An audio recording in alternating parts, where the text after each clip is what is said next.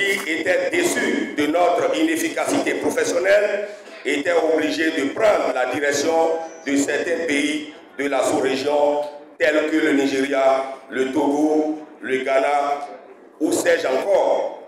Dans cette ambiance de méfiance et d'incertitude professionnelle, certains doyens de la corporation tels que les regrettés Adjissé Antoine Di Molomolo, Da Awele Barthélémy et autres se sont très tôt approchés de nous pour une solution à ce problème qui constitue de véritables humiliations pour notre corporation professionnelle.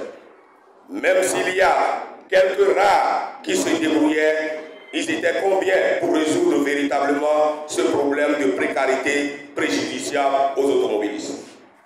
D'où l'idée de la création de l'Union des garagistes professionnels du Bénin. Les objectifs visés à la création de l'UGPB sont demeurés les mêmes jusqu'à ce jour.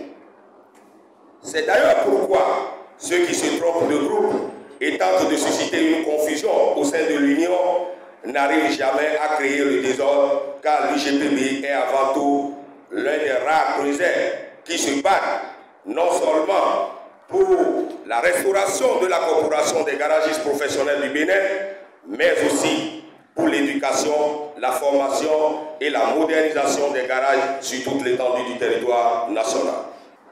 À notre prise de service à la tête de l'Union des garagistes professionnels du Bénin, nous avions posé le diagnostic du secteur et nous nous sommes rendus compte que l'urgence était de sensibiliser les collègues pour une prise de conscience collective.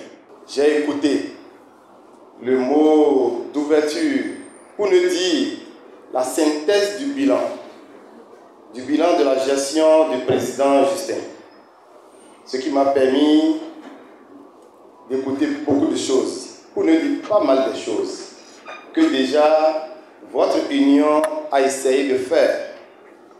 Mais vous êtes dans une logique, parce que vous êtes conscient qu'on ne finit jamais d'apprendre. Encore dans l'automobile, où l'évolution va à plus de 1000 vitesses. Si vous ne vous conformez pas, non seulement vous serez dévalué, mais vous serez entièrement oublié. L'UGP a compris cela depuis longtemps. C'est pourquoi d'ailleurs, j'ai tout fait, je dis tout fait, pour être ici ce matin.